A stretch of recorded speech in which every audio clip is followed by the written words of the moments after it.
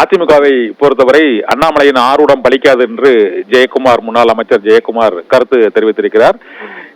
TTV தினகரனே தொகுதி மாறி நிற்கிறார் என்றும் அவர் மீதான நம்பிக்கை மக்களிடையே இல்லை என்பதுதான் அவர் தொகுதி மாறி நிற்பதன் காரணம் என்றும், பாரதிய ஜனதா கட்சியை பொறுத்தவரை தேர்தல், கடன் பத்திரங்கள் உள்ளிட்ட பல்வேறு பிரச்சனைகளில் அந்த கட்சிக்கு அவப்பெயர் ஏற்பட்டுள்ள சூழ்நிலையில் மக்களின் கவனத்தை திசை திருப்புவதற்காகவே அவர் இப்போது அதிமுக பிரச்சனையை கையில் எடுத்திருக்கிறார் என்றும், மகாராஷ்டிரா மாநிலத்தில் சிவசேனா, தேசியவாத காங்கிரஸ் போன்ற கட்சிகளுக்கு ஏற்பட்ட நிலை அதிமுகவுக்கு ஏற்படாது என்றும், அங்கு கட்சிகளுக்குள் ஒற்றுமை இல்லாமல் இருந்தது என்றும், இங்கு இபிஎஸ் தலைமையிலான அதிமுகவில் அந்த ஒற்றுமை இருக்கிறது என்றும் முன்னாள் அமைச்சர் ஜெயக்குமார் தெரிவித்திருக்கிறார். இந்த அண்ணாமலையின் கருத்துக்கு ஜெயக்குமார் அவரது கடும் கண்டனத்தையும் பதிவு செய்திருக்கிறார்.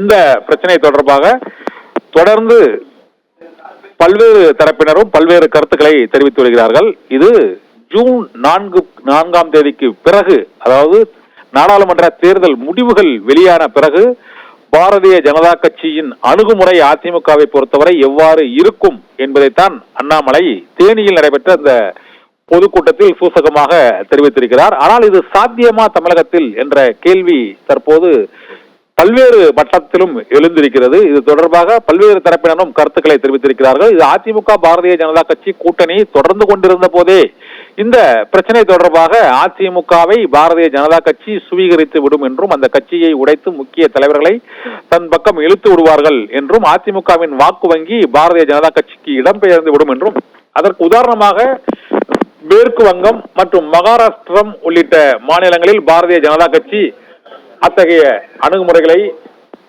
மேற்கொண்டது. அது தமிழகத்தில் பலிக்குமா என்பது தொடர்பாக இப்போது மூத்த பத்திரிகையாளர் கல்கி பிரியன் நம்மோடு இணைந்திருக்கிறார். அவரிடம் கேட்கலாம். சார் வணக்கம். சார் வணக்கம் சார் வணக்கம்.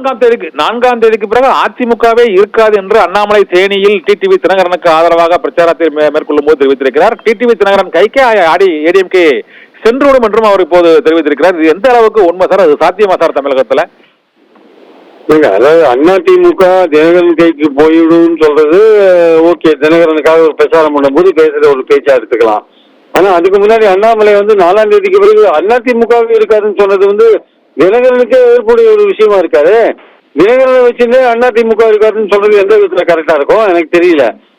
அதிமுகவை மீட்டெடுக்கிறது, உண்மையான தொண்டர்கள் மத்தியில் அதை கொண்டு வரதான் தினகரனோட லட்சியமா வச்சிருக்காரு.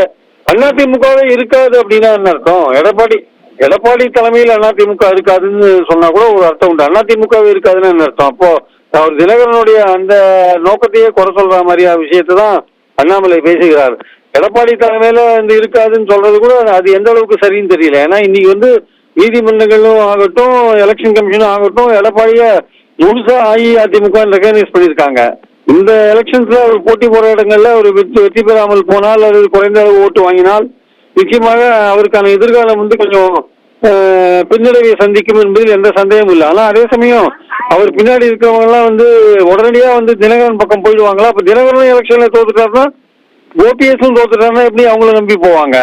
அதனால இது தினகரனுக்காக எலெக்ஷன்ல பேசப்படுற ஒரு பேச்சை தவிர, தினகரனும் ஓபிஎஸும் 2 பேரும் வின் பண்ணி எடப்பாடி தேர்தலில் ஒரு பின்னடைவை சந்தித்தால் அப்போ கொஞ்சம் அதிமுக ஒரு மறுசிந்தனை வரும். எடப்பாடி தலைமை ஏற்றுக்கிறதா வேண்டாமா, 26 நோக்கி போறது சரியா தப்பான்னு. ஏன்னா இந்த வாட்டி எடப்பாடி நிக்க வச்சிருக்கிற வேட்பாளர்கள் எல்லாமே பணக்காரர்கள். இந்த 5 எடப்பாடி ஆட்சியில கான்ட்ராக்ட் வாங்கி நல்லா கொடுத்து தந்தவர்கள் எல்லாருமே அவங்களதான் அவர் நிக்க வச்சிருக்காரு. அதனால அவங்க மக்களுக்கும் அறிமுகம் இல்லாதவர்கள், அவங்க தொண்டர்களுக்கும் தெரியாதவர்கள், அது தோக்கத்துக்கான வாய்ப்புகள் அதிகமா இருக்கு. ஆனால் அதே சமயம் தினகரனும் ஓபிஎஸ் வெற்றி பெறுவார்களா? அவர்கள் வெற்றி பெற்றால் அவர்களுக்கான எதிர்காலம் அதிமுகவை மீட்டெடுக்கிறதுல ஒரு பங்களிப்பு இருக்கும். அவர்களே தோற்றுவிட்டால் அப்புறம் அவர்களுக்கு என்ன வாய்ப்பு இருக்கும்? அதனால தினகரனுக்கு பிரச்சாரத்துக்கு ஏதோ பேசணுன்றதுக்காக அண்ணாமலை எப்போதுமே இந்த மாதிரியான ஏதாவது பரபரப்பா பேசி ஹெட்லைன்ஸை கிராப் பண்ற ஒரு விஷயம் இருக்கு. ஆங்கிலத்தில் சொல்லுவாங்க கிராபிங் தி ஹெட்லைன்ஸ்னுவாங்க. அந்த விஷயத்த அவர் பண்றாரு. அதுக்கேற்றபடிதான் இன்னைக்கு அவர் பேசியிருக்காரு என்பது என்னுடைய கருத்து. சரி சார். ஆனா நீங்க சொன்ன மாதிரியே டிடிவி தினகரன் சொல்றாரு, ஒட்டுமொத்தமா அதிமுக வேட்பாளர்கள் எல்லாருமே கான்ட்ராக்டர்கள் தான், ஒப்பந்ததாரர்கள் தான். அவருடைய பலன் பெற்ற அந்த புதுமுக ஒப்பந்ததாரர்களுக்கு தான் அந்த சீட்டு வழங்கப்பட்டிருக்கிறது. அதனால அதிமுக இந்த தேர்தலில் மிகப்பெரிய ஒரு பின்னடைவை சந்திக்கிறதுனால தொண்டர்கள் செல்வாக்கு உள்ள டிடிவி தினகரன் கையில் அதிமுக சென்றுவிடும் என்று அந்த தேனியில பேசியிருக்கிறார். ஆனா அது உண்மை சார், கான்ட்ராக்டருக்காக கொடுத்துருக்காரா சீட்டு? அது உண்மைதானா? கண்டிப்பா சார். அதுல பெரும்பாலும் அவங்க கான்ட்ராக்டர் பணக்காரர்கள். திருச்சியில பாத்தீங்கன்னா மணல் சம்பந்தப்பட்ட விஷயத்துல ரயில் நிறுத்தினரோட சொந்தக்காரங்க. ஈரோடுல பாத்தீங்கன்னா பெரிய தமிழ்நாட்டிலேயே பெரிய பணக்காரர் அங்கதான் போட்டி போடுறாரு. அதுவும் அதிமுக சார்பா போட்டி போடுறாரு. பல இடங்கள்ல 32 வேட்பாளர்கள் இரட்டை இலையில போட்டி போடுறவங்க, பெரும்பாலும் அதிமுக சீட் கொடுத்துறவங்க எல்லாமே லோக்கல்ல கனெக்ட் ஆகாதவங்க. அதே சமயம் வந்து நல்ல பணக்காரங்க. அவங்கள பார்த்து தான் கொடுத்துருக்காரு. ஏன்னா உண்மையான கட்சிக்காரர்கள் யாரும் போட்டி போடுவதற்கு முன்வரவில்லை.